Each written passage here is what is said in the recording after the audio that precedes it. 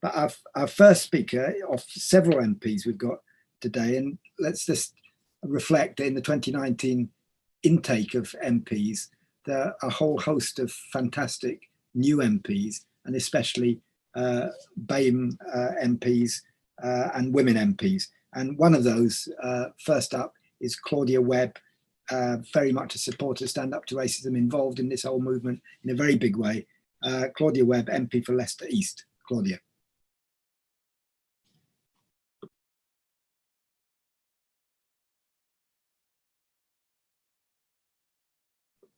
Okay, Claudia, can you unmute yourself and commence? Okay, I've just unmuted myself. Thank you very much. And thank you so much for that introduction, which is great, and really great to have Stand Up to Racism here at this Labour Party fringe. And here we are doing it virtually by Zoom. And it's a pleasure to join you all for this important event. And I would just like to thank Stand Up to Racism, not only for inviting me, but for all of the work you do in combating the evil of racism. I'm incredibly proud of the multiculturalism of my home city, Leicester. Well, Leicester is one of the most ethnically and culturally diverse places in the UK. We are, after all, the city where the minorities make up the majority, and our diversity is our strength. Yet it has been extremely concerning to see the disproportionate impact of the coronavirus upon African, Asian, and minority ethnic communities. The severe racial disparities in our economy mean that our communities are more likely to fall through the cracks in the government's financial support, and are therefore more likely to be forced to work in unsafe conditions. You see, the grim intersection of race and class discrimination has had a deadly consequence during this pandemic. We have also been deeply affected, of course, by the global instances of brutal racism, which have been particularly prominent in recent months. And I stand in full solidarity with the Black Lives Matter protests. And I will always support activists in Leicester, the UK, and across the world who are safely and peacefully opposing systems of racist oppression. In the UK, the brutality of institutional racism affects us all in all walks of life, from police use of force to unfair immigration detentions, to the disproportionate number of Black children who go to bed hungry. The fact is that this is something that we must oppose. So when you have an overtly racist individual, such as Boris Johnson, who can ascend to the nation's highest office, we know that this reveals the corrosive legacy of empire within the British establishment. And sadly, our criminal justice system is not immune from this contamination. Black people disproportionately suffer from police use of force in the UK, are more likely to be charged and overrepresented in the prison population. And as in America, as it appears that the police can act with impunity, as they very rarely face prosecution. Even in my home city of Leicester, a Black person is 5 times more likely to be stopped and searched than a white person. Across the country, Section 60 has been used to terrorize African and Black communities. And what we've seen through the lockdown has been these inequalities in even sharper light. We've also, if you like, just witnessed a truly abhorrent Nigel Farage-led media cycle full of the usual damaging tropes, which portray vulnerable asylum seekers as dangerous invading hordes. This must be opposed.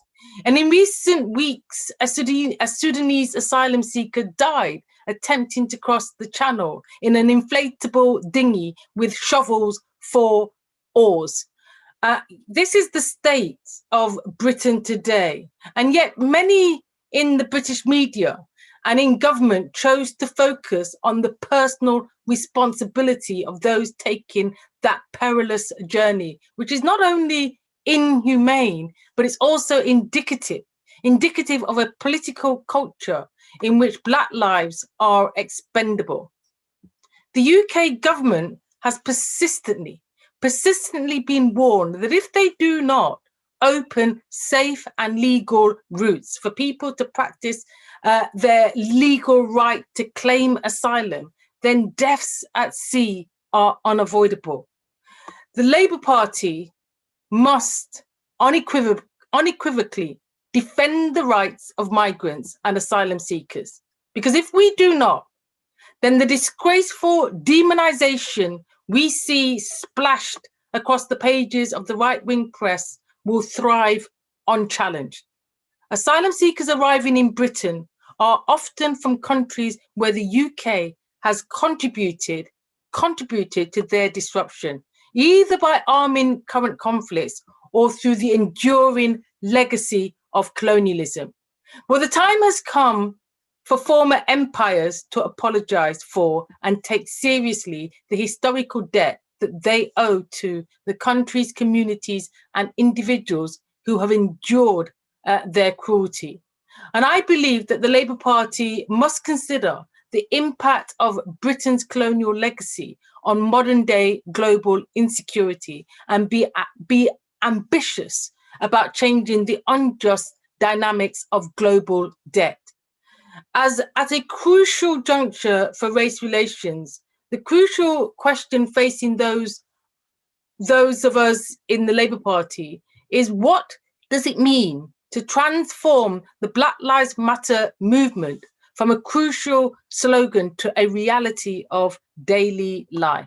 It means reforming the UK's racist criminal justice system. It means justice for the victims of racialized state violence, including Grenfell Tower and the Windrush generation. It means that when a Black person dies in police custody, as they disproportionately do, the incident is thoroughly investigated and the police involved face justice. It means transforming our British education system to teach the true and enduring history of colonialism and imperialism and the transatlantic slave trade. It means a full defense of migrants' rights and an end to racist policies like no recourse to public funds and the hostile environment. But ultimately, it means an end to neoliberal capitalism, which enshrines racial inequality at home and abroad. And on this, I'll end. The words of Martin Luther King Jr. in his famous 1963 "I Have a Dream" speech remain just as relevant today. There is no time to engage in the luxury of cooling off or to take the tranquilizing drug of gradualism. It's up to all of us in the Labour Party, to fight for that better world in which all of us, regardless of the colour of our skin, can live in dignity. So solidarity, my friends, solidarity. Thank you so much, Claudia, for those inspiring words. Is definitely is all of us, as Claudia says, is on all of us to fight racism and stand up against racism. Without further ado, I am going to introduce our next speaker, Azeem Majeed from Imperial College. Thank you very much for the invite to speak today. I'm very grateful for you to allow me to speak here today. So I'm going to give a short account of the impact of COVID-19 on BAME communities. So the pandemic started in the early part of the year during February and March, and early on it became very apparent that it had a very large effect on BAME communities.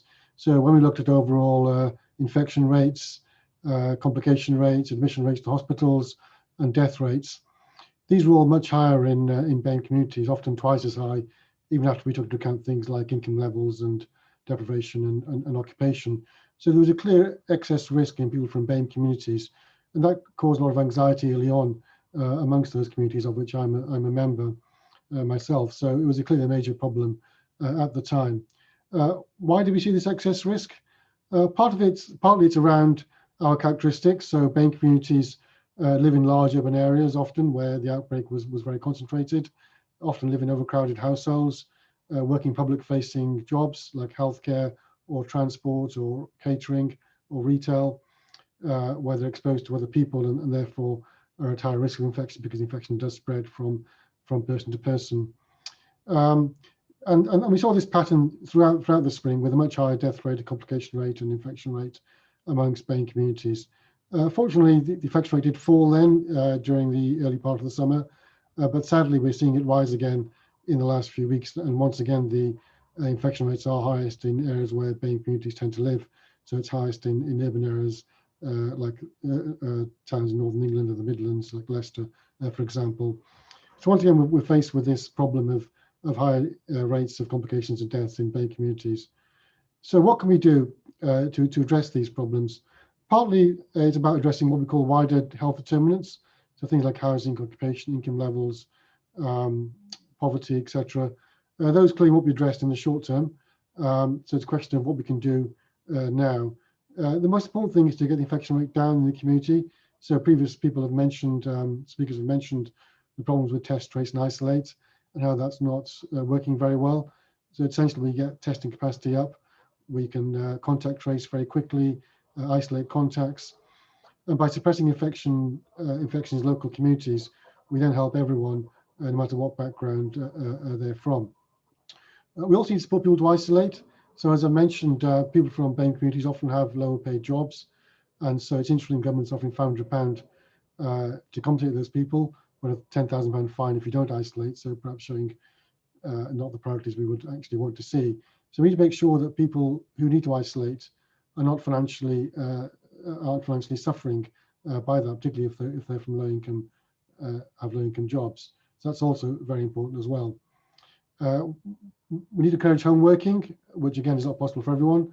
And if you have got to go to work, we need to make sure that your workplace is as far as possible COVID-19 secure. So good hygiene, good infection control, make sure people wear face masks, particularly in shops and public transport.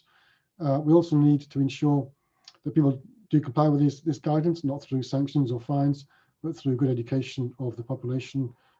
So we want to encourage people to follow this guidance because it's in their interests, rather than because they might be criminalised or fined for that. This clearly is not going to be an easy process. We have no vaccine yet. We won't have a vaccine probably for several months, and perhaps as long as 6 months. So we've got quite a long time to go trying to deal with COVID-19. So we need to encourage and mobilise our communities through encouraging them to comply and follow good guidance. We need to make sure employers follow that guidance too, and the government does its part in trying to make sure its test and trace programme does work effectively. I'll stop there because I'm aware there are lots of other speakers, so I'll finish there. Thank you very much for this invitation. Thank you very much, Azeem, and raising absolutely vital issues that we need to continue pressing on, because if we don't, nobody else will. We've really got to make these points acutely. Our next speaker, just before our next speaker, just let everybody know we've got people from all over the country joining, from Swansea, Wiltshire, Liverpool, Plumstead, Oxford, Tunbridge Wells, Barrow-in-Furness, all around the country joining this. It's one of the advantages of having this kind of Zoom meeting, isn't it? So the next speaker is Belle Ribeiro-Addy, who is one of the other new black MPs that have come into the House and makes a great deal of difference to Parliament. Belle has already made a name for herself, I think, as being one of the prominent people of the new intake. But Belle, of course, has been active in Stand Up to Racism, I think, since it was formed. It's a very familiar face in all of our activities. So it's a great pleasure to invite Belle to speak now. Thank you, Belle. Thank you very much for inviting me to speak. And I'm really, really pleased that every single year we get to hold a Stand Up to Racism event at Labour Party conference. And you know, despite the difficulties of this year, it's no exception. It's really, really important that we continue to unite and fight in this way and put anti-racism at the heart of the Labour Party's policies. And now we've seen the rise of the Black Lives Matter movement, and it's been so inspiring to see. Definitely one of the largest movements for social justice I've seen in my lifetime.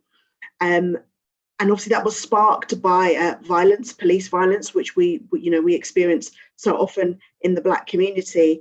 But we must remember that that those inequalities stretch far beyond violence. We must remember that all of these inequalities cover things such as housing and health. And I think about that now as we're in a pandemic, and just realizing that those health inequalities were not invented by the virus. It was institutional racism that invented those health inequalities, because even without the coronavirus, you have Black people, and I refer to in the political sense, having a lower life expectancy, higher infant mortality, higher death rates from illness in hospital. And people have outlined these things again and again. Report after inquiry has outlined these things again and again. And it's not an accident of biology. I think about the reports from Public Health England, which are really, really clear that the mortality rates from COVID-19 were in the most deprived areas, and more than double in the most deprived areas. But instead of looking at these issues, instead of having to address these particular policies that have left Black people living in the poorest areas, you hear people attacking lifestyles. And I think about some of the lockdown rules that have been opposed at particular times, or some of the handling of events where there are large Black people. So imposing certain lockdown rules that would restrict people celebrating Ramadan and things such as that. And then some Tory members actually coming out and saying it's because Black communities are not taking it seriously. And I've even heard people talk about genetics with absolutely no regard for the fact that in Africa and Asia and the Caribbean, the death rates for COVID are actually vastly better. So all of the evidence points to these structural inequalities, and the government continue to ignore them repeatedly, delaying and deprioritizing the immediate needs of Black communities. And that to me sends a message that Black lives do not matter, and that's why we continue to shout it. Now, I think it's really, really important that we look at the way in which we're dealing with the crisis and the pandemic as a whole. So looking at the biases, implementing all of those things that came before. And that's why, I'm really, really in favor of a zero COVID strategy. It's important that we look at eliminating the virus. Obviously, we cannot eradicate it unless we have some sort of vaccine, which will take so much longer in a time of production than we think we're being told that it will. We need to eliminate it by putting this strategy in place. And it's worked in so many places. I think of New Zealand, that is economically similar to us, where only 22 people have died, and we are over 40,000, heading for 60,000. Now, I think of another major issue that's had an impact on Black people's experience at this current time, and that's our immigration policy. I think it was a report from Medac that said the systematic biases that disadvantage people from BAME communities are likely to be worsened by NHS charging regulations, leading to increasing health inequality and worse outcome for BAME patients. Now, I hear from my constituents in Streatham about their children who are growing up without basic necessities simply because of this administrative decision, simply because of an accident of birth. And sometimes it's not even this child's own birth, but their parents' birth.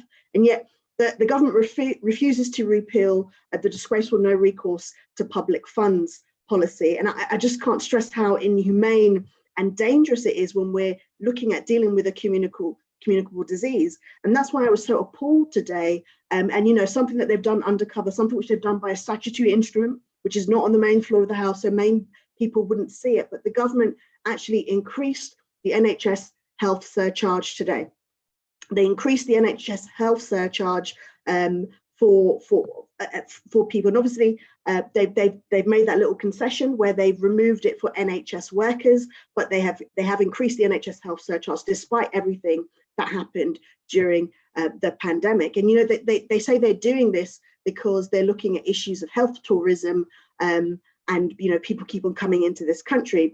But the Department for Health's own estimates are that the sums that they get from this NHS health surcharge is relatively small in comparison to the actual budget overall. And I think about how much money they've wasted over these past few months by, doling out money to their friends in private contracts for things that didn't even work, dodgy tests, dodgy masks, and a track and trace system, which is completely and utterly disgraceful. So you look at that situation and you see just how much all of this is a distraction from what they're really doing. And during the main part of the lockdown, we saw people praising migrants because they're working, but now people have come back to work and everybody's blaming the government for all of these failings. What do we see them doing? Their age-old trick of demonizing migrants, and particularly those that are crossing the channel. It's a complete distraction from their failures, and we need to call them out on it in every step of the way. That there is no road to go down where we do this thing which we continue. So we need to listen to people's concerns about immigration, because when you actually break it down, people's concerns are often about resources. You listen to them, you hear them say, oh, I can't get a house, and somebody's told them it's because a migrant's taking your house. Belle, you have to wrap up. I can't get a job, and you can say that people have told them that it's because migrants have taken their jobs. If the government just met the needs of people in this country, yes, there will be some people that are just fundamentally racist, but you will find that all of the furor about migrants in this country will go down. And it's a complete scapegoating operation. We need to stand up against it every single opportunity that we get. Thank you very much. Thank you very much, Belle. Very important point. And yeah, definitely, if the government did their job and did support people with their basic needs, we will have less racist people on the streets and less of the scapegoating of migrants.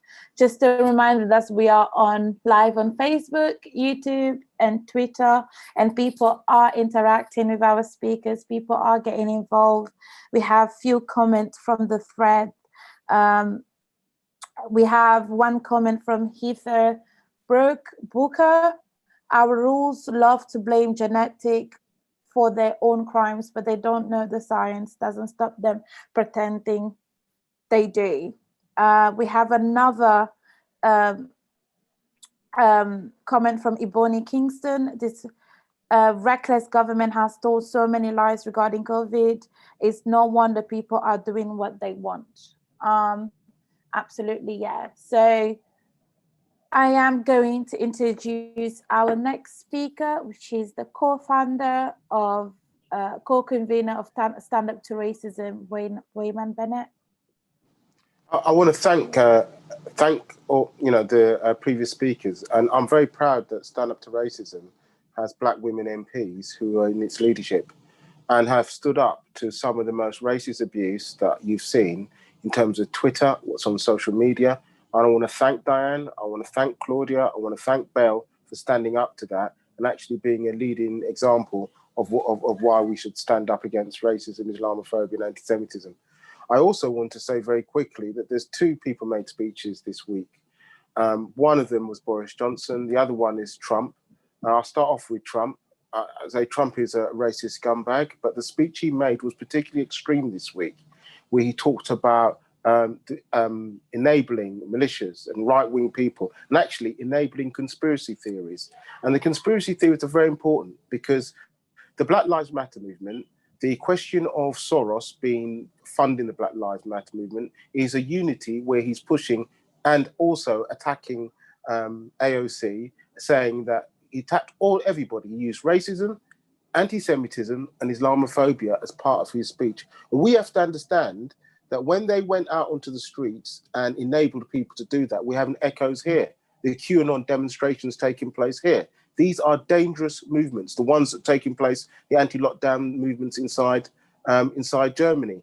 We are seeing the revival, ideologically and politically, of the far right. And I think it's important for all people on the left to unite in unity and do what we've done before. We did the British National Party in. I'm proud to say we're part of that movement. We did the National Front in. We did the English Defence League in, and all these movements deserve to be destroyed because they're racist, they're Islamophobic, and they're anti-Semitic. But we're seeing a revival, but from the top. America's announced 200,000 deaths from COVID. Britain is in terms of advanced countries, Britain is not far behind, and disproportionate deaths as well, in which they don't take any responsibility. I noticed today they're saying they're going to have very stringent controls on how people behave. Well, I'd like that applied to Dominic Cummings, actually. I think that if you're going to talk about the law, you have to start at home and show by example. Our Prime Minister said, draw a line under it. That's what I'm going to say to every kid in Tottenham that doesn't get mixes with more than 6 people. Let's draw a line under it and leave it alone. Because the truth of it is that the other impact that's taking place is the willful neglect of the question about when he was asked today, was the furlough going to end? And actually, he didn't give an answer to that. And I tell you what that means. That means that you either have services or you have scapegoating. You either have cuts or you have scapegoating. And so we are in a very important battle, I think, on all 3 fronts. The battles to say that every life matters, that we've lost people. We will remember the dead and fight for the living. We will not make sure that the Black Lives Matter movement is not a moment. And actually, when we have open Nazis organizing all the way from here to Eastern Europe, we will say that these people do not belong in mainstream society. It is not right that a president supports right-wing militias who have echoes over here. Britain first marching.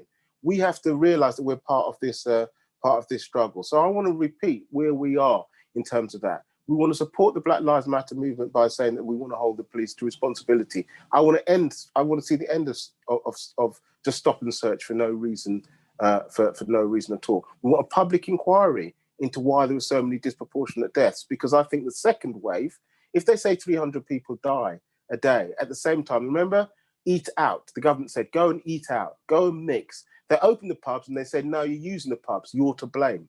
All these things have to be fought. And I think one of the most important things that happens at this conference is that we gather all those people of goodwill and say we're going to oppose those things, and we do it in unity. We start off with the things that unify us. We debate things, but we start off with the things that unify us. That method, by the way, has worked. It's actually worked. It's part of the reason why the far right on the fringes inside the UK are not at the centre of politics and not in the same position as that. So I'll end of how I begin. I want to thank everybody who's on this platform. Everybody here has spoken or about to speak, has played an exemplary role in fighting racism, Islamophobia and anti-Semitism. But I do believe we need to redouble our efforts, because I believe this crisis, the growth of a far-right president or racist populist president inside the United States and his apologist inside Britain in the shape of Boris Johnson, requires a redoubling of the anti-racist effort. I understand all the conspiracy theories. I understand all the problems that we face economically, but unity is our watchword. And I think that as long as we maintain that unity and push forward, we have a chance to do this. And I'll end up with this. When you look at the trade union movement in this country and the labour movement in this country, it has always been built on that form of resistance. From Cable Street to Lewisham, to the streets of Tower Hamlets, to Walthamstow, it's been built on that kind of unity. We have to rebuild it, but with one extra element. We have to ideologically understand that our enemies are redoubling their efforts in order to push forward the unpalatable. But we shouldn't forget one thing. We have a mass movement on our side in the shape of Black Lives Matter. Solidarity, unity, and keep the fight on. Thank you very much. And I'm very glad that I've spoken, and I'll stop there. Thank you. Thank you, Weyman. That's brilliant. And it really brings out the important role of Stand Up to Racism in all this. The Black Lives Matter movement has been fantastic in the States and also in Britain. Many organisations participating, but like a thread right through it across the country in Britain, an absolutely key part has been Stand Up to Racism. And also in fighting the fascists and as Weyman said, over the years, but now in the fascists in Dover and elsewhere, Nottingham and elsewhere. So it's really important that our organisation that has called this meeting tonight is supported. Could I really encourage you to go to the chat page, and you'll see a couple of links there to either to join Stand Up to Racism or, as important, to donate Stand Up to Racism, because this is all very expensive and we need your money to help organise. I know many people are really in dire straits and have got very little money at the moment because of the COVID. But there's some people who've actually managed to work at home and save a lot of coffees. So maybe we can have your coffee money. Donate your coffee money tonight to stand up to racism. Helps us carry on the fight that we need. The other thing I'd just say to you at this point is that we also have an international conference coming up. Say international, it's international guests, but it's very much a British conference, which we have every year. We've had maybe 1,000, 1,500 people at them. But this year, because it's online, we're hoping for a lot more than that. And it's on the weekend of the 17th and 18th of October. We hope you mark that in the diary and come along and join it. So without further ado, I'll ask Ged Grebby, who's from Show Racism Red Card, which has been doing a fantastic job literally in the sports field of combating racism. And that's an area where we've made a tremendous advance in recent months and years in combating racism. Over to you, Ged. Thank you, and thank you to Stand Up Against Racism, to Stand Up to Racism rather, for inviting us to speak at this particular meeting.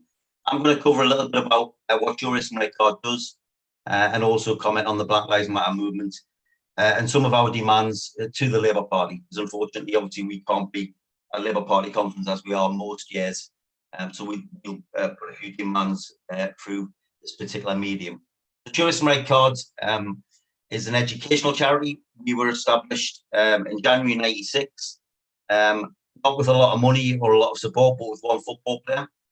He was called Shaka Hislop. He still is called Shaka Hislop, and he's still involved in the campaign.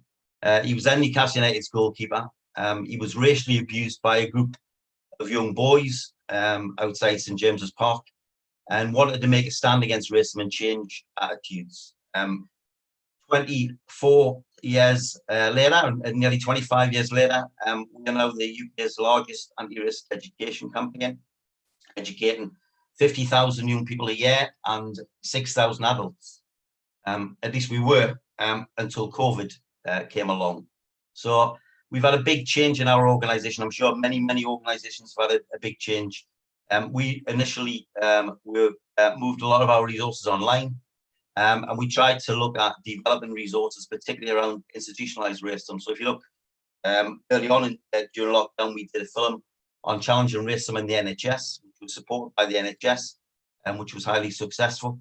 And we've also done films on challenging racism in the workplace during lockdown in the last few weeks. Then on the 25th of May, with the murder of George Floyd, everything changed for anti-racism across the world. It was the spark that created the biggest movement I've ever seen in terms of anti-racism. In my lifetime, only the anti-apartheid campaign could compare worldwide to what's happened. I'm not going to comment much on that particular Black Lives Matter movement, just to say that I'm sure it's inspired everybody, particularly my generation, to see the new young blood, black and white young people coming together to fight racism in the UK, and the numbers that they're doing it in. Support our organisation. I've been involved right from the outset 25 years ago. I've never known the support for our organisation amongst the public like it. It's reflected in public donations to us. 2,000 people are currently doing an online course for us, which takes 6 hours. And we've had a huge increase in support. It's also been reflected in sport as well. Now, Show Racism Red Card aren't about taking racism out of football, but we recognise the power of football, indeed the power of other role models, like Stormzy, for example, to combat racism, like Lewis Hamilton to combat racism. Incredible role models who stood up and took the knee, but also stood up against racism. I have to say that if you look at the comments of Les Ferdinand over the weekend, Show Racism Red Card, this is one of our founding patrons, a god here in the Northeast, and we would support what he's saying around the taking of the knee. Now is the time for action, not the time for gestures. We call on any player who's taken the knee to get involved in our anti-racist programme. It's not enough to take the knee just before a game and do nothing about it. Get involved in the campaign. Do a Lewis Hamilton. But yet, he's like Colin Kaepernick. He has put his livelihood on the line. So, what are our demands to the Labour Party? We have been at Socialists card, we have an all-parliamentary group. It's been very active for the last 4 years, and we've constantly called for anti-racism on the national curriculum. And I think now is the time for anti-racism on the national curriculum. Not just Black History Month, but Black history throughout the year, and a proper look at our education and the education system we have in this country. We're delighted to have the support of all the teachers' unions, and we be helping the teachers' unions in that call for anti-racism to be not only taught on the national curriculum, but teachers to get the training. It's vital if we're going to ask teachers to teach anti-racism education that they get the training. We've done a survey recently of teachers, and only in Wales do teachers get training on anti-racism, and then it's only 1 day's training in the build-up to them going into schools. We need more training for teachers. And in my conclusions, I'd like to say that this movement hasn't come out of nowhere. I said George Floyd's murder was the spark, but we've had, as Claudia Webbe at the beginning said, we've had a hostile environment, and it wasn't just created by a Tory government, it was instigated by a Labour government. We've had the Labour Party producing mugs with immigration controls on it. So we can't just blame one political party for the current rise of racism. A doubling of hate crime in the last 5 years is, in my opinion, because we've been blaming immigrants for too long in this country. And if we're going to learn one thing from COVID-19, let's learn who the key workers are. Let's learn who's kept our country going when everybody, needed the NHS. 44% of NHS workers from AMA backgrounds. We need to look at key workers and make sure that those people aren't the ones, when we do have redundancies, when we do have people thrown on the door, aren't the ones on the lowest, who are on the lowest paid, but are on the door next. So we believe, just like God, that equality, the time for equality is now, and we need to give have that movement within our country. I think the time is for that is now, and I'm going to finish with one plug for our campaign, which is, if you support Socialist cards, then wear red on the 16th of October and join our fight against racism. Stand in solidarity against racism with us, and let's change our society. Thank you so much, Greg. That was amazing. People from Facebook are completely agreeing with you on changing the curriculum, not only Black History Month, to teach Black history, not only on Black History Month, but throughout the year. Thank you so much. Just a reminder that we still need some of your donation. The establishment and the anti-fascist and the fascists and the racists do have the establishment with them, to have the billionaire with them, but we don't have no one but the people power. So please, if you have a spare money for coffee, do donate to our GoFundMe. And we have our conference coming fairly soon as well. And yes, now I'm going to introduce the next speaker, which is Edie Friedman from Jewish Council for Racial Equality.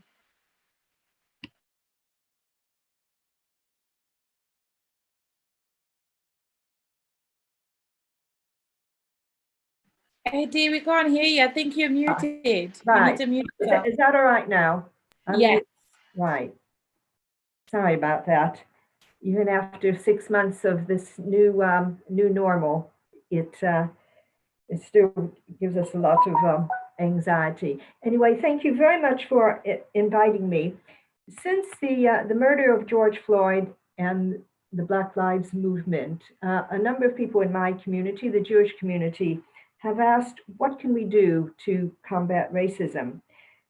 Because I think a lot of people still struggle to actually understand what racism actually means. They could understand about police brutality, but I think in terms of really understanding about the lived experience of Black and Asian communities in this country, that there's a lot of people who are unaware. And a lot of that obviously goes down to our education system, etc. So in response to that, we've produced a very simple resource called 10 Ways to Combat Racism, which I hope we can show you on the screen if the technology is working. Here it comes.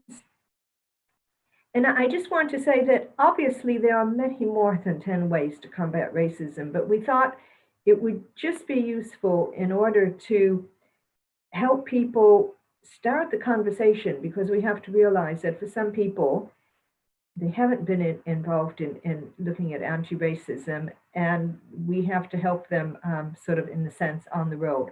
So the first thing, a very simple thing about call out and report racism, and a number of different organizations, Hope Not Hate, etc., who are monitoring the actual situation of racist attacks, though that doesn't necessarily include institutional racism, which would be a harder thing for people to quantify, though nevertheless, this is something that we have to bring our attention to. Listen to Black voices. Just getting people to, next time they're in a bookshop, start looking at Black authors, read articles from Black journalists. And for very little children, make sure that in nursery schools, that the books that we are giving to children who are not yet at school have a variety of figures from all of the communities who make up Britain. Something that my community has been slow to react to, but is now catching up, and that is making sure that communal spaces within the Jewish community are safe and inclusive for Jewish people of color. A number of people have mentioned about the importance of education, our whole education system, and there are either for good or bad reasons a number of Jewish schools, and we have to make sure that the curriculum in these schools teach Black history and experience, not just, as other people have said, not just for Black History Month, but it needs to be integrated, whether it's English, whether it's Jewish studies, whether it's history. And we need to help teachers, even knowing the enormous strain that many of them are in, even before COVID, but let alone during the pandemic. Take action in the workplace, make sure that wherever we work, there are procedures in place to deal with racism, and that people have the confidence to do that as well. One area that we've been involved in is backing the campaign for a permanent memorial to the victims of the transatlantic slave trade. The campaign is only asking for about £4 million to have a permanent memorial, and there was hope that there could be this memorial in Hyde Park. And unfortunately, that time has elapsed, and have to go back to the drawing board. But how important it is that, and it shouldn't just be one memorial, but there is a proper memorial in London to actually acknowledge this bit of British history, which, as we know, too many people are hoping to forget about. And making sure that we join the campaign for justice for the Windrush victims, that we know that in terms of compensation, too many people have not received the compensation that they should be receiving, and the hostile environment is still very much alive and cooking and kicking.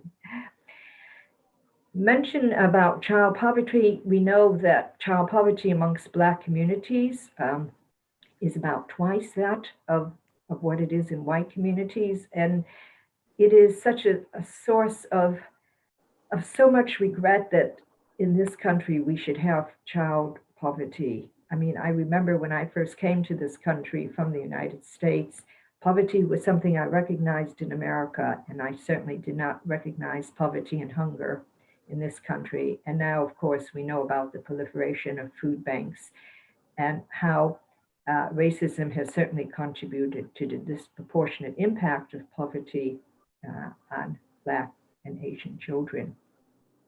And of course, we have to recognize that race and asylum issues are very much a part of the umbrella of anti-racism.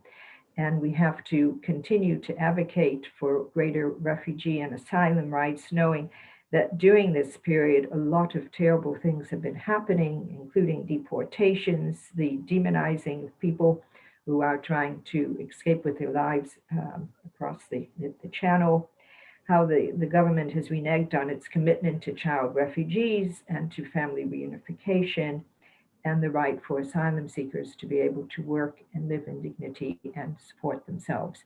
And of course, with campaigning hand in hand has to go the practical support.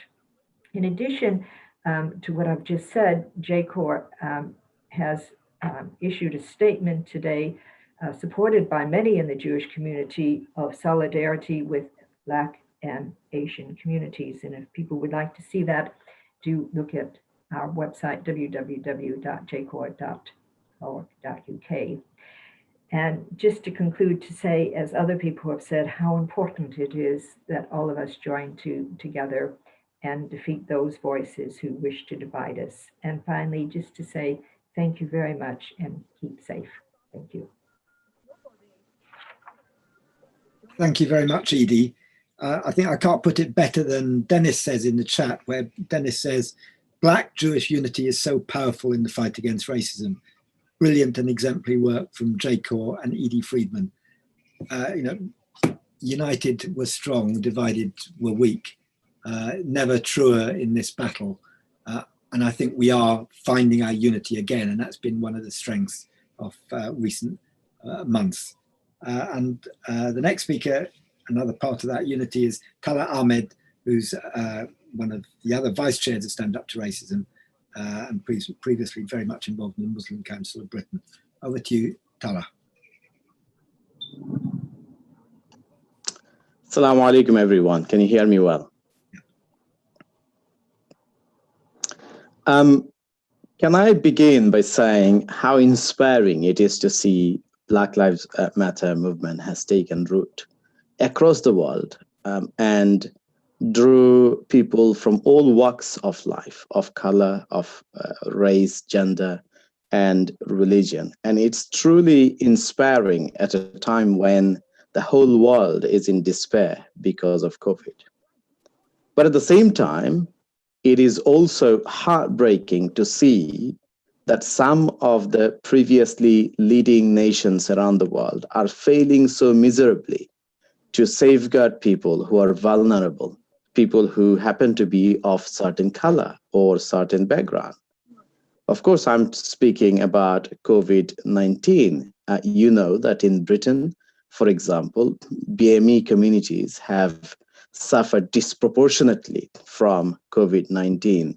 And yet, if we look at the hallmarks, if we look at the characteristics of COVID-19, we ought to know that many sections of the BAME communities are likely to suffer disproportionately more.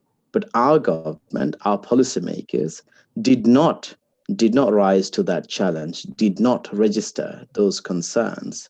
And I wonder if that failure is also partly because of their inability to genuinely stand up for all communities, to genuinely root out bias and racism. But what we must also bear in mind is that as inspired as we get by one particular movement or another, we must never allow a hierarchy in our fight against fascism, against racism, against xenophobia, against Islamophobia, homophobia, anti-Semitism. So when a particular political section of Britain, of my country, your country, our country, warms up to challenge of anti-Semitism, we commend them. But when those political forces fails miserably to engage on the challenge of Islamophobia, and in so many ways it puts a blind eye to Islamophobia within its own rank, we ought to be worried and concerned whether those parties, those individuals, those sections of the society are indeed against any kind of hatred. Because you cannot pick and choose and be anti-racist in relation to one community, but not anti-racist in relation to another community. And what the racist and the fascist pick on and manipulate so effectively is that they pick on the weakest community of the time and channel their racism and fascism against that particular community. But really, they're against all people of color, people of minority faith, people of certain gender, sexual orientation, and so on. So it's really important that our commitment is to stand against all forms of hatred and fascism and racism, Islamophobia, and so forth. But also sometimes we need to remember that some forms of prejudice, some people suffer multiple forms of prejudice. For example, if you're a Black, female, and Muslim, you will suffer because you are Black. You will suffer Islamophobia. You will suffer misogyny. And so no one particular form of hatred affects just one particular community. Hatred, when expressed against an individual, affects the whole of the society. And we must never tolerate or give even an inch to any hate mongers, anyone who thrives on prejudice. Now, I'm mindful of the time, and what I want to also touch on is the labor movement, because that is essentially the backdrop on which we are speaking. Labor rightly prides itself of having a history of championing equality, justice, and fight against racism and fascism. But our pride in labor movement must not be rooted just in history. Our commitment today must also be one that inspires people to have faith in this movement, to genuinely see labor movement as a platform, as a forum to root out unfairness in our world. And so as the Labour Party set out its stalls to seek out previously lost ground and to build or reclaim the red walls, as they put it, Labour must not shy from clinging onto and championing and proudly crafting a path of vision, a path of dream, a path of hope and aspiration to build on its values and on its history. I will conclude. I know that the time isn't on our side, and there are so many great speakers we need to hear from. But I would conclude by both drawing a picture which is alarming, but also hopefully giving some hope. The alarming picture is this: whether it's Britain, whether it's across Europe or the US or in Asia, from Russia to China, to India, to the Middle East, to US, we see a hopeless, a terrifying rise of fascist people, of extremists, of hate mongers. In some places against Muslims, in other places it's against some other faith or other ethnic communities. And what that should do is not terrify us, but galvanize our commitment, our enduring belief in building a movement that can withstand that pressure. And we can do that. Black Lives Matter shows that we can build that broad alliance, and we can withstand those pressure, and we can build a better future for all. Solidarity, and thank you to Stand Up to Racism for organizing this wonderful event. Thank you so much, Brother Talha, for reminding us that unity is the only way forward, bringing all our oppressions together, standing up and fighting. That's the only way forward. Reminding that we still have people on Facebook Live, YouTube, and on Twitter. Please, we have an amazing range of speakers that are going to come up and speak, including Diane Abbott, MP. Without further ado, I'm gonna introduce our next speaker, David Rosenberg, Jewish Socialist from Jewish Socialist Group. Thank you. I'm honoured to be on this platform representing the Jewish Socialist Group and also as a grassroots Labour member. I'm very fortunate because my MP is an outstanding fighter against all forms of racism and bigotry in our constituency, across the country and internationally. His name is Jeremy Corbyn. But I worry that since he is no longer leader, the issues around racism have become sharper, but the party has become more distant from the movements on the ground, especially Black Lives Matter, and movements actively supporting asylum seekers. In the Jewish Socialist Group, we're very proud of our international links. After George Floyd was murdered, when we were preparing a statement, we listened to our sister organizations in America and incorporated the powerful words of the Boston Jewish Workers' Circle into our statement. They said, "We are full of grief and outrage over the murders of George Floyd, Breonna Taylor, Ahmaud Arbery, Tony McDade, and all Black lives lost to police brutality and white supremacy. As a multiracial Jewish community committed to racial justice and a better world for all, we mourn together, we protest together, we recommit ourselves to work together for racial justice within ourselves, our communities, and our country." When people here saw what happened in America, they wanted to show solidarity, but the strength of feelings shown in gatherings across the whole country testified to the depth of daily racism, institutional racism, state racism experienced by Black people and other minorities here. Our media much prefer to focus on random hate crimes against various targets than expose systemic state racism. But the Black Lives Matter movement has started to rebalance and repoliticize discussion about racism in Britain. We need to fight both systemic racism and the hate crimes, whether against Muslims, Jews, LGBT.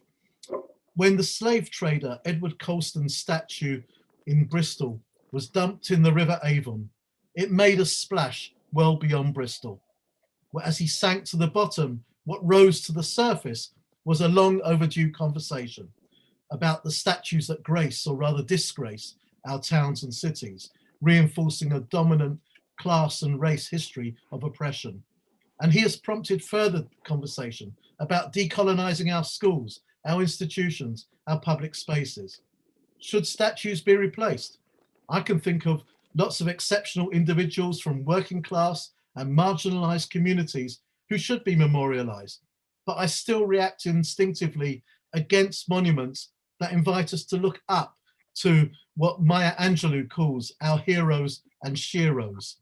I prefer monuments to collective struggle, whether it's a Cable Street mural, the International Brigade statue, or the mural close to where the Grunwick factory stood, where Jaya Ben Desai led such a courageous battle by female Asian workers in the 1970s against super exploitive employers.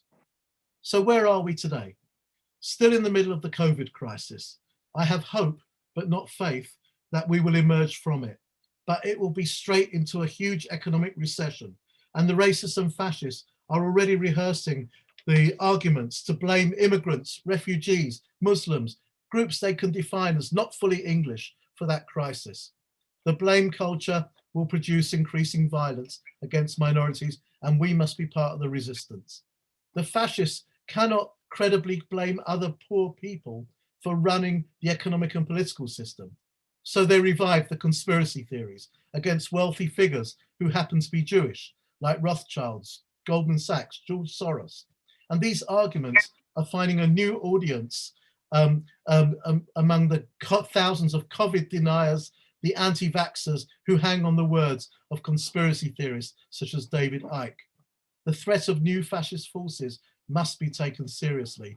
And our challenge is to integrate struggles against state racism and institutional racism with anti-fascist politics and the fight for jobs and public services.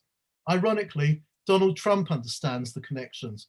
When he described Black Lives Matter protesters in America as looters, thugs, radical left, lowlife and scum, he name-checked Antifa. The current positioning of the Labour Party on racism and fascism worries me deeply. The MPs on this platform always make strong statements, but not the party leaders.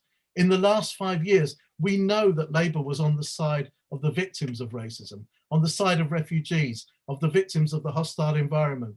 What we see now from the top is equivocation and a renewed obsession with patriotism. As a Jewish Labour Party member, I am very angry that the debate in Labour around anti-Semitism became so overlaid with factional agendas that the party failed to articulate the most obvious points, that anti-Semitism in British society is growing alongside other racism and bigotries. It has increased year on year on the watch of the party of the hostile environment, the Tory party, that it is growing alongside Islamophobia in countries with extreme right governments, in Poland, Hungary and America, with which the Tories are very friendly. I want to finish by bringing us back to tackling racism in the COVID era. Ironically, the new realities and restrictions imposed have made our movement do something that we badly needed to do, and that is to resist the urge to keep having symbolic action, mainly in city centres, and really focus instead on the local, working at building inclusive alliances to cement anti-racist, anti-fascist majorities in our neighbourhoods, in our localities. In the long run, that will turn us into a much more powerful vehicle for change. Thank you. Thank you, David. That was brilliant. Really bring a whole load of issues there in a really strong way. Could I just remind people, please, if you're not a member Stand Up to Racism, please click on one of the links in the chats or donate to us. We need the money. There's obviously going to be so much more to do in the next weeks and months. We need that money so that we can organise effectively. So please do that. Our next speaker is an MP who's always been a very strong supporter of Stand Up to Racism, fighting racism or fascism wherever it arises. Somebody who's never backwards in coming forwards, Richard Burgon MP. Thank you very much. And it's great to be with you tonight and to speak about a socialist politics with anti-racism at its core. Because, as other speakers have touched upon, we're meeting in the middle of some of the deepest crises we have ever faced. Public health is endangered, the economy is collapsing, the planet is burning. And we know, as sure as night follows day, the elites will seek to defend the rotten status quo, and to maintain its wealth and power, it will need to scapegoat. It will need to divide and rule. And we've seen that in the United States of America, with Trump's election campaign being right out of the racist dog whistle politic playbook of Nixon in 1968. But of course, it's easy to look at the United States and then to turn a blind eye here. But we can't. For example, look at those disgusting inferences by Conservative MPs recently suggesting that somehow it's Asian communities that are to blame for the rise in coronavirus. So the fight for equality, the fight for anti-racism must be at the core of our response to this crisis. And the starting point to fighting racism today has to be, of course, unwavering support for the huge anti-racist movement that has grown globally and here in the UK since the killing of George Floyd. The mass Black Lives Matter movement echoes the civil rights movement of the 1960s, and we need to ensure that it leads to the kind of deep change that that movement did.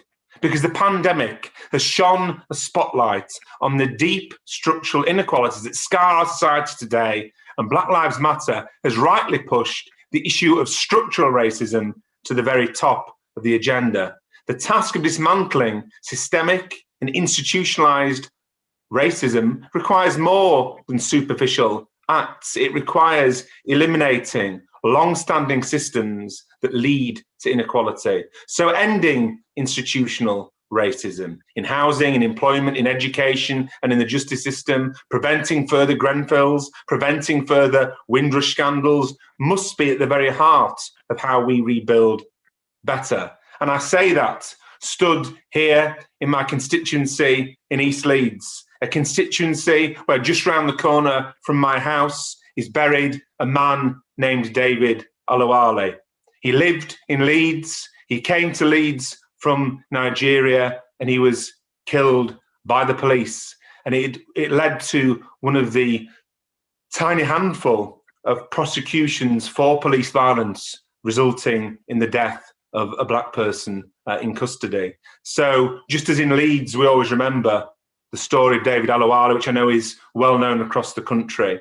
So we must resolve to fight against racism in a way that ensures that the stories of David Alawale are never again repeated in the future in this country.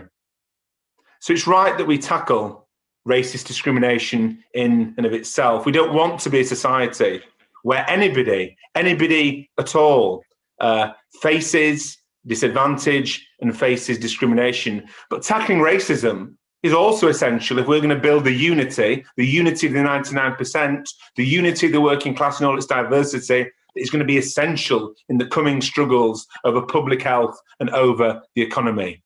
We need unity of the working class as a whole in all its great diversity.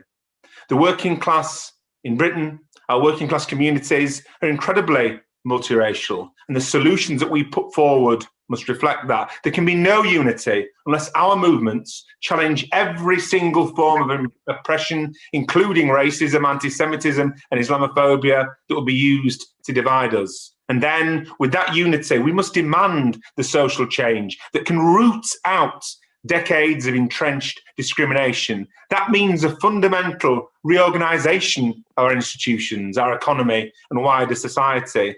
Every change that roots out racist discrimination will be a blow against the system. It's in the interests of the 99%, a gain for the working class as a whole, and a step to transforming our society for the better, a society with justice and equality at its core. But the counterpole to the unity of the 99% and a society that serves the many is division, is hate, and even is violence. We cannot seriously say that we're going into what will be, sadly, one of the deepest recessions since the 1930s without thinking that some of the growth in the right-wing politics of that era will not return. So, over the coming months, we must, as a movement, stand shoulder to shoulder with women, with disabled people, with Black, Muslim, and Jewish communities, with LGBT plus people, and hold and build the broadest possible movement against the rise of the far right that has poisoned the body politic across Europe. Of course, far right parties have been emboldened over the past 2 decades by the increasingly racist rhetoric of mainstream politicians, whipped up to either justify foreign military interventions or to scapegoat migrants or others for a failed economic system. So we do have to talk about war, racism, and imperialism and how they connect. Racism is inherent to our capitalist system, the development of which, of course, was in modern Britain and which was built upon the bedrock of slavery. So that's why the demand for a curriculum that addresses the truth about history is such an important one. If we don't acknowledge that past, we're not going to be able to tackle ongoing racism in the British state. And I offer my full solidarity to the National Education Union and to others making this demand. Racism also has its origins in the ongoing oppression of most of humanity under our global economic system. That continues today, and we've seen soaring state-sanctioned Islamophobia seeking to justify wars in the Middle East in recent decades. Any global recession will also see tensions rise. Already we see Trump is more belligerent. Attacks on the World Health Organization are signs of a more unilateral and beggar thy neighbor policy. And with those mounting tensions, inevitably comes more xenophobia and more racism, including increasingly aggressive rhetoric against China. So we need to ensure that rising xenophobia is tackled. Whatever one thinks about China and its handling of the crisis, and I think it's been a lot better in some ways than ours, we need to be vigilant against growing attempts to demonize people. So, in conclusion, as the coming crisis deepens, we need to build a politics of class that reflects the modern working class in this country in all its diversity. And that means a class politics that has anti-racism at its very core. Thank you so much, Richard Burgon, for those amazing points. It's very, very important that we make the links between racism, imperialism, capitalism, and that the only way forward is a socialist, anti-racist politic. Thank you so much. I'm going to read one comment from Salma Yaqub. Thank you, Richard, for raising way racism is deployed to justify wars abroad, as well as scapegoating communities for economic inequalities at home.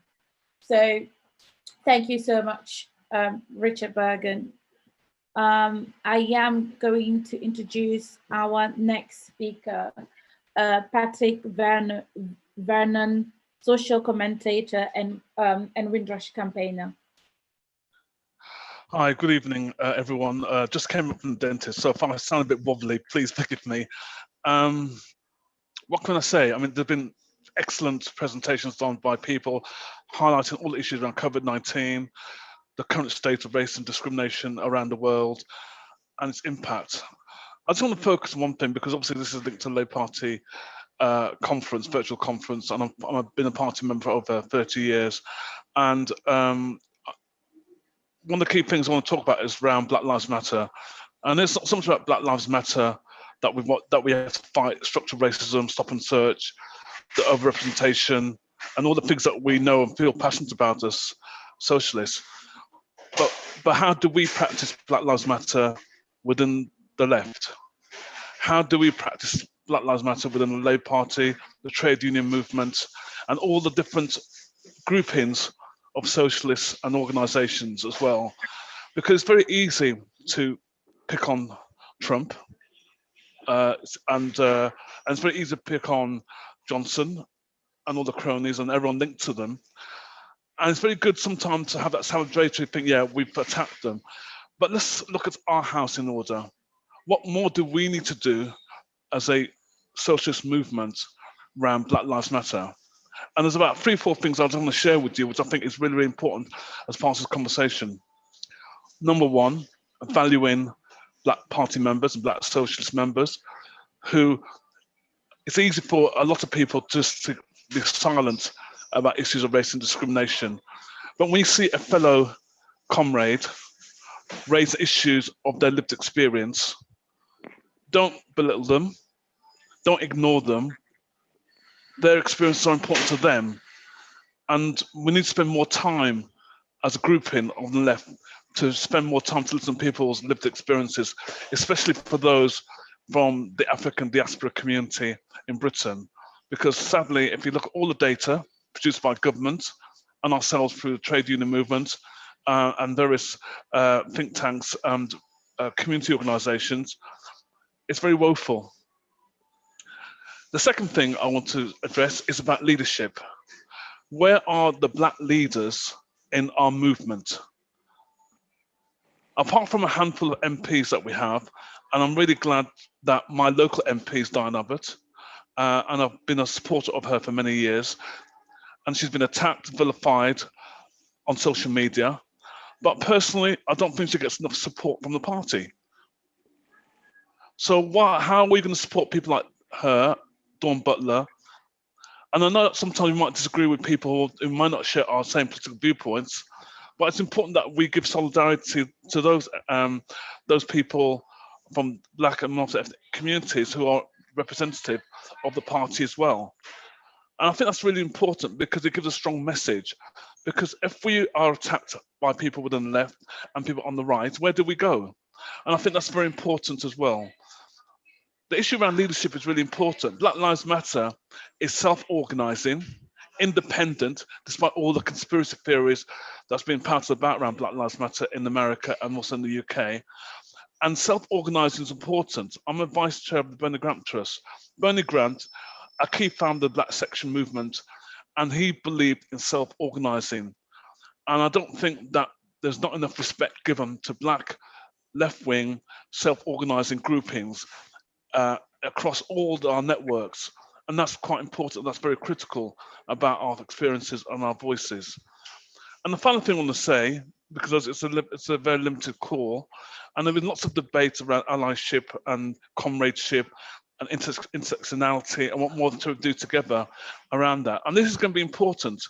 Only just last week, I was on an interview on Time Radio with Harriet Harman, and she admitted that the Labour Party was wrong in abolishing the Commission for Racial Equality when they merged all the equality commissions together, leading to in the last Labour administration. Which if you have to remind for those people who can't remember, that's approaching 20 years ago. It's unbelievable, isn't it? Nearly 20 years ago that we had a Labour government in power. And that's what it's about. It's about being in power to have a socialist agenda.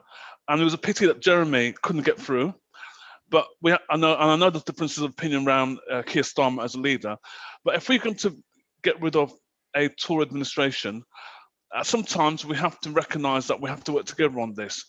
And one of the key things I'm concerned about is strengthening public sector equality duty, scrapping the hostile environment.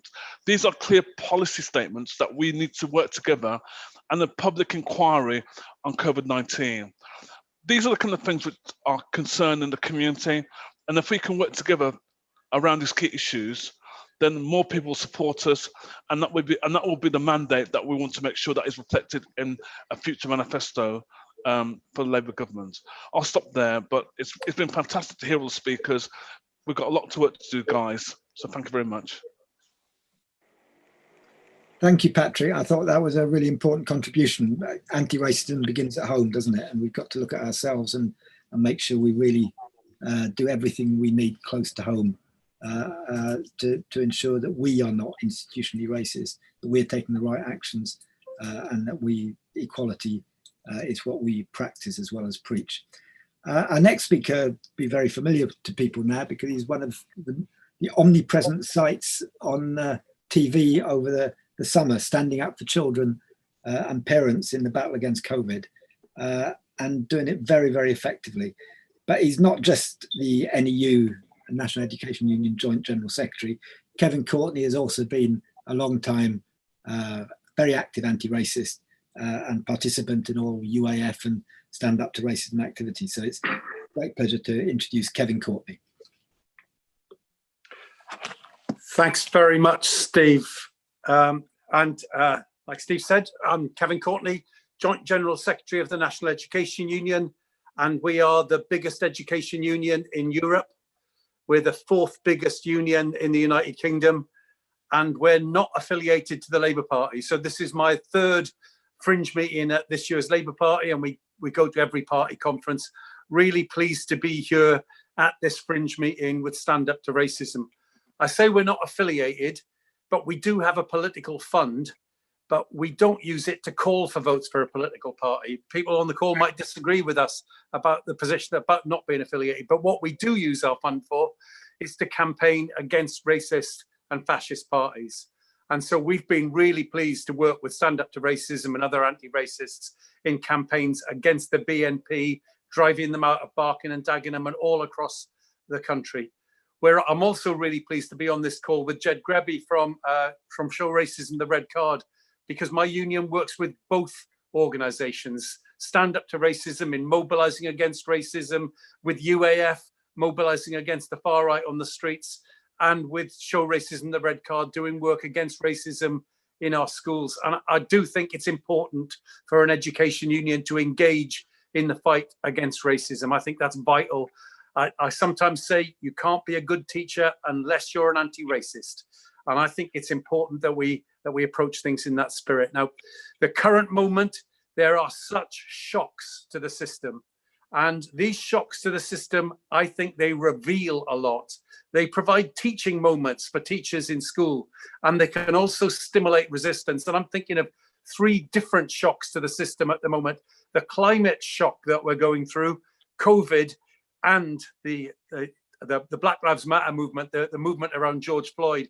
And all of those have aspects which I think directly bear on racism. The climate shock, it's clearly something which affects the whole of the world. And all of our next generations in particular stand to be really badly affected. And it's so fantastic to see young people mobilizing against it. But as soon as you dig into it, you see that people of color affected much worse by the COVID crisis, because the global south being affected so badly by it, when the global north has put all the carbon into the atmosphere. There are teaching moments in that, and there are moments of struggle which come out of it. The COVID crisis, those pictures we saw at the beginning of the crisis when doctors and nurses were dying, and we could see those first faces were black after black after black faces of doctors and nurses dying in that COVID crisis. And we must never forget that.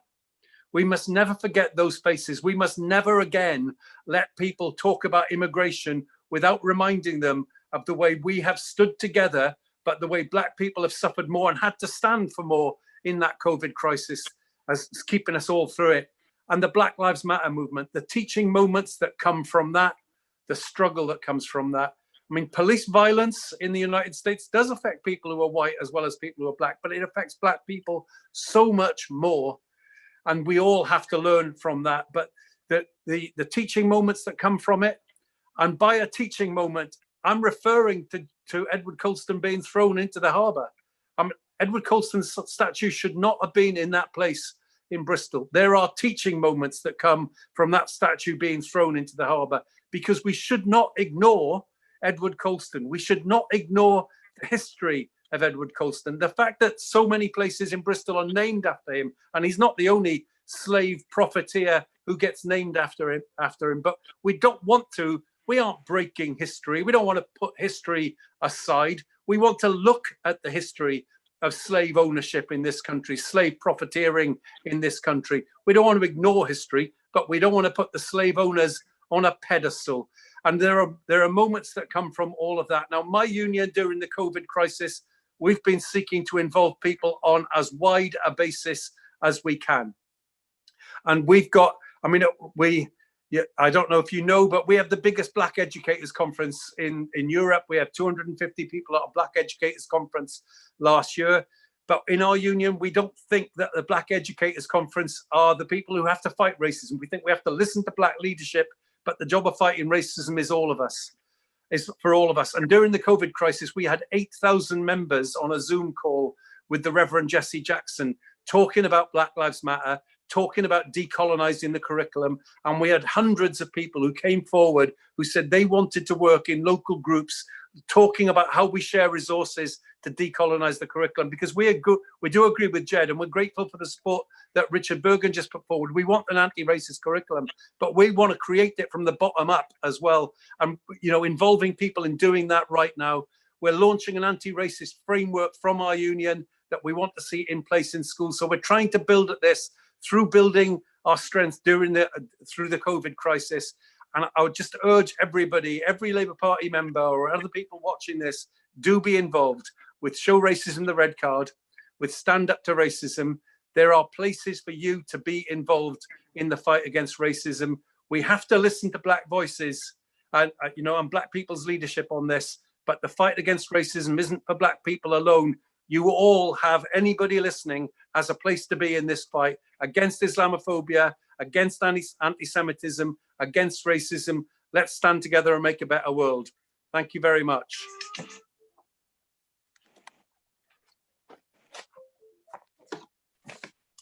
Thank you, Kevin Courtney, for those inspiring words. We definitely need to start from the bottom up and teach young kids the history, our history of colonialism and slave ownership and so on.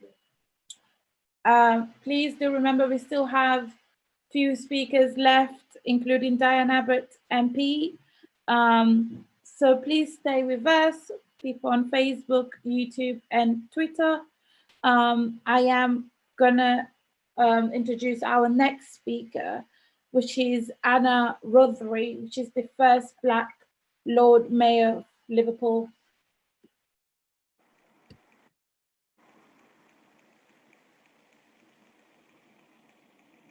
Thank you. Right, okay, so from Liverpool, just to follow on from some of the points that were made from Kevin and also from Patrick, they are really, really salient points. I mean, we're having a discussion about COVID, we're having a discussion about Black Lives Matters, but, you know, we seem to be hearing the same narrative over and over again. I've been involved in politics and in the unions for over 35 years. And we've always been talking about anti-racist practices and frameworks, etc. But, you know, the point that Patrick made is a very, very important point. We have to start changing from within. So we all have the ability to change how we deal with discrimination and how we eradicate it in terms of systemic racism and institutionalized racism. Here in Liverpool, we've just set up a task force to look at racial discrimination. But, you know, this is not a talk shop. This is not about looking at, you know, evidence, because we know quite clearly what happens in terms of our Black communities, not just in Liverpool, but nationally and internationally. So this isn't about regurgitating some of the same old sorts of narratives and rhetoric. This is very much a solution based. We've just appointed Tracy Gore, who was a leading light in Liverpool, to chair this committee. And she has got a big task ahead of her, but it's not insurmountable. But we all have our part to play in that. I mean, Kevin Courtney was talking about NEU and the contributions they've made to education and the curriculum. I'm really proud to say that I spoke at the Black Educators Conference a couple of years ago. But, you know, this brings me to another massive point, which is around access to education. Certainly in Liverpool and probably across the country, we are seeing over and over again young Black children being denied places in schools that do really well. And we're seeing a return to the old days where we're having children streamed into an education system that doesn't hold any sort of great aspirations for their educational attainment. You know, so from a starting point in terms of our young Black children, young Black men and women, you know, they're already set at a disadvantage before they even leave the education system. This really needs to be looked at. I'm working with Liverpool University here to look at, you know, people may think that all schools come under the jurisdiction of local authorities. They don't. In Liverpool, for example, we have 5 schools under our jurisdiction, and then we have maybe 15 more schools with their own policies and procedures in terms of appeals process and admissions policies and so on and so forth. So the university thankfully agreed to demystify how you actually go about doing admissions and how you actually appeal against the decision when your child's not successful. But more importantly, they've also entered into an agreement with us to collect the data and do the analysis over a 3-year period. Some of the other things in terms of the Black agenda, in terms of the school curriculum, you know, we're talking about history and enslavement. We've been talking about this for decades. And whilst I respect our history and our ancestry, and there is certainly a place to look at our history in terms of enslavement, but what we need to remember as Black people is that we are not the sum total of enslavement. We have made positive contributions to society for centuries, and we need to be focusing on those positive contributions that we've made in terms of architecture and the sciences and art and written and spoken word, etc. We need to ensure that as Black people, we have a real sense of self and a real sense of place. And for me, the discussion around street names and statues is on everybody's tongue here in Liverpool and nationally. And, you know, and that is a good debate that needs to take place about where do we go from here. But it's not the sum total of the debate. We need to also be looking at how we ensure that we have economic equality, how we place Black people within a position in terms of not just education, but access to employment, and not just low-level jobs that we see for Black people, but looking at retention, looking at progression routes, and looking at how we make sure that our Black individuals go into senior management positions. We also need to be looking at businesses.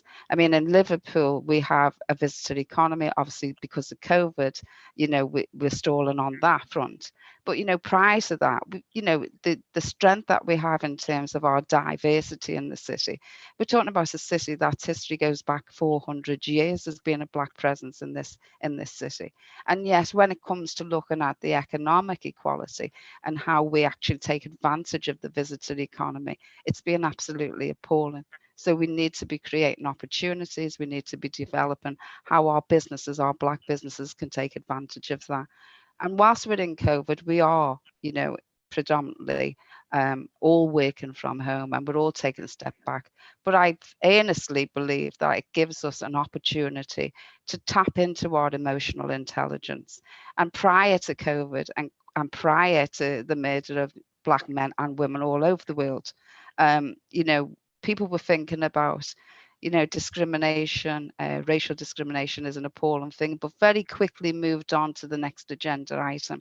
I think whilst we've all been at home during COVID, it's afforded us the opportunity to think deeply just exactly what racial discrimination actually means for an individual. And so we need to utilize that and use that to go forward and make sure that we implement the changes instead of continuously talking about what needs to be changed. We all know what needs to be changed. What we need to see now is action, and we need to see people taking responsibility for implementing changes that are sustainable and have a long-term effect on many people from the Black community, which I use in the political sense. It's been a great pleasure to come along and speak today, and lots of comrades and colleagues here who we work together and have done for many, many years. But, you know, I'm really interested in understanding what the strategies are. Kevin's spoken about the framework. We've got many frameworks about, but let's talk about implementation. What are our agendas in terms of implementing and eradicating racism and discrimination once and for all? As a modern society and as a modern country, there is no place left for racism and discrimination. We're part of a global movement, and we need to be, as a city and as a country, if we're holding ourselves up to be an exemplar, then we need to lead by example. Thank you. And thank you, Anna, very much. That was a fantastic speech. And I think we all like the decoration in your office or above your mantelpiece anyway. We hope it's there permanently. I think that was really interesting because it dealt with some of the detailed implementation that we need to get into now, that we're capable of because of the stretch and the breadth of Stand Up to Racism. Now, in a moment, I'll be introducing Diane Abbott, but first of all, let me just say a couple of things. Sabby Dhalu, who's a co-convener of Stand Up to Racism, was going to speak now, but is unable to because she's not so well tonight. So get well soon, Sabby. Now, could I just say a few thank yous before I introduce Diane? Thank you to everybody that's been on this call.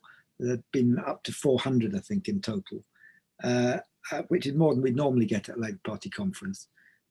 So we're very pleased about that. And we're pleased about the interesting contributions that people have made on chat as well. So if you haven't had a look there, have a little look. It's been very illuminating and very worthwhile. I'd also like to thank the organisers of the meeting, who are Weyman Bennett and Sabby Dhalu, the co-conveners, who organise everything at Stand Up to Racism, or in charge of organising it all, and others such as Ben and Julie, who plays such an important part tonight, and many others, because it takes a lot of organising, which of course brings me on to asking you again to join or donate to Stand Up to Racism by clicking on the links on the chat, and reminding you of the conference on the 17th and 18th of October, the Stand Up to Racism International Conference, which is a fantastic opportunity to carry on some of the debates. I think especially the last few speakers, Patrick Vernon, Kevin Courtney and Anna Rothery brought up important openings about how we press home the work of Stand Up to Racism. Having said that, our next speaker doesn't need much introduction, but I am going to introduce her a bit because I think Diane Abbott has been there since the beginning of Stand Up to Racism and has been an absolutely core participant and leader of the anti-racism and anti-fascism struggle in this country. But we underestimate her, I think, you know, the slander, the abuse that she receives. Yet Diane, you know, was there. She was the first Black woman MP. And you just think how difficult that must have been in those days. And she's carried on fighting. She'll never stop fighting. And if ever they need a new statue in Bristol, Diane's the one for a statue, but she's not a statue yet. She's going to talk to us about further leadership. So over to you, Diane. Thank you very much, Steve. Can you hear me? Yes. Yes, Great. we can. Well, we've had some brilliant speeches this evening.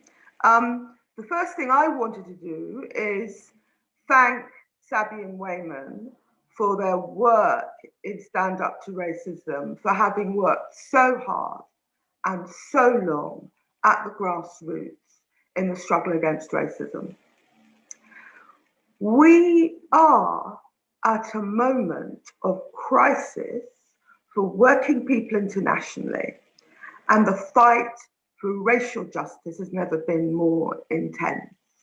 And the coronavirus pandemic has illustrated the reality of racial inequality in societies in America and in this country too. And the reason it's a moment of crisis is that in America, you have Trump as the president. Now, I'm old enough to remember Richard Nixon and Ronald Reagan. I have never had the experience of a more blatantly racist American president than Donald Trump. I'm not saying the others were racist, but Trump has been completely blatant and also willing to pander to white nationalism in the most extraordinary way. And of course, that finds echoes on this side of the Atlantic. And the worry is that Trump could even win again in November. I mean, I sincerely hope the Democrats win, but I was somebody who would have preferred another candidate to come through as a Democratic candidate, but Biden will be so much better than Trump. So we all have to hope and pray the Democrats win. And on this side of the Atlantic, we have Boris Johnson. And again, I have not known a more blatantly and overtly racist Tory leader in my lifetime. And you know, who believes that either Trump or Boris really cares about the huge numbers of Black death from coronavirus? Who believes they really appreciate the work that Black minority ethnic people and their contribution to the social services on both sides of the Atlantic? So it is a moment of crisis. We had the Labour Party had a terrible result in last year's general election, but it wasn't just a setback for Labour, it was a disaster for communities who now have a Tory MP for the first time and will simply not get the representation they deserve. So we're at a moment of crisis. So what should we be doing, both inside and outside the Labour Party? First of all, as you've heard from other speakers, it is crucial that we stand with the most marginalised migrants and refugees. Over the summer, we've had an appalling campaign in the right-wing media about the Channel crossings, about desperate people who've made their way from northern France across the Channel in rubber boats, they have been completely demonised by our media. They've talked about it like it's the Normandy landings, but in reverse. We know how Trump has demonised migrants, and we need to stand with migrants and refugees. And in the Labour movement, sadly, there are people who should know better who talk about immigrants driving down wages. We need always to be clear that migrants don't drive down wages, predatory employers, globalisation, and the undermining of trade union rights and conditions, they are what drive down wages. So first of all, we have to stand with the most marginalised. Secondly, we have to stand up to racism in our own organisations. You know, you will find people on the left who will say, I can't possibly be racist because I'm left-wing, or I can't possibly be racist because I went on an anti-Nazi League march once. We have to be prepared to challenge covert racism in our own institutions. The fight for racism is not just a fight with the EDL or the BNP or UKIP or Nigel Farage. We have to support Black people and confront racism in our own organisations. And of course, the other thing we need to do is to support Black Lives Matter, which has been a completely transformational international movement, which has brought talk of racial justice to the very top of the agenda on both sides of the Atlantic, and in particular has highlighted issues of state violence, whether it's state violence perpetrated by the police, whether it's state violence perpetrated by the immigration system and the very cruel and unfair way the Windrush generation was treated, or whether it's state oppression in the criminal justice system. We also need to pay attention to the education system. Black Lives Matter has done very well bringing up the issue of decolonising the curriculum, making sure the curriculum teaches about the totality of British history, slavery, colonialism and empire. But dealing with anti-racism in education is not just about the curriculum. As Anne Rothery was saying earlier, we need to see more Black and minority teachers in our great cities, which have large Black and minority populations. We need a teaching workforce which looks like the communities they are teaching. And we also need to do something about the continuing scandal of the disproportionate level of Black exclusions from school, particularly Black boys. So there are so many issues, but the important thing is to put racial justice at the heart of our socialism. Racial justice isn't a nice to have. Racial justice shouldn't be in a special manifesto or something for special meetings. There is scarcely an area of domestic policy which doesn't need a focus on racial justice. So it's a moment of peril. It's a moment of crisis. Coronavirus has hit Black and minority ethnic people worse. The coming recession as a consequence of the public health crisis will also hit Black and minority ethnic people worse.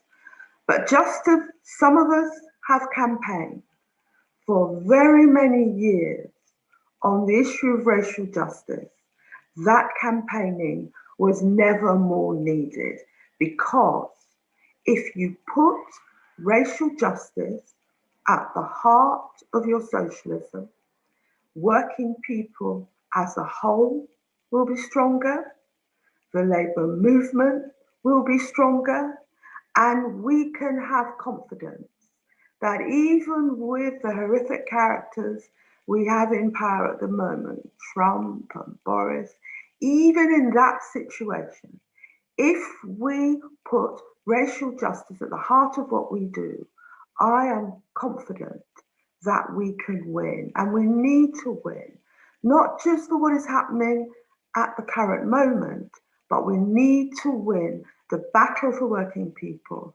and the battle for racial justice for generations yet to be born. Thank you very much for inviting me to speak. Thank you, Diane, and thank you, everybody. Thank you. Thank you for a fantastic meeting. See you again soon. Bye-bye.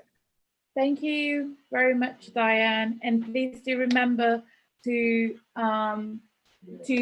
if you're not a member with Stand Up to Racism, please do join Stand Up to Racism. Please do donate to our crowdfund, but also we will hope to see all of you to our conference on the weekend of the 17th of 18th of March? October. Yeah, October. Sorry, haven't eaten yet. So thank you so much. Thank you to our amazing speakers for being here and giving us some of your wisdom. Thank you so much, and thank you for everyone that have tuned in on YouTube, Facebook, and Twitter.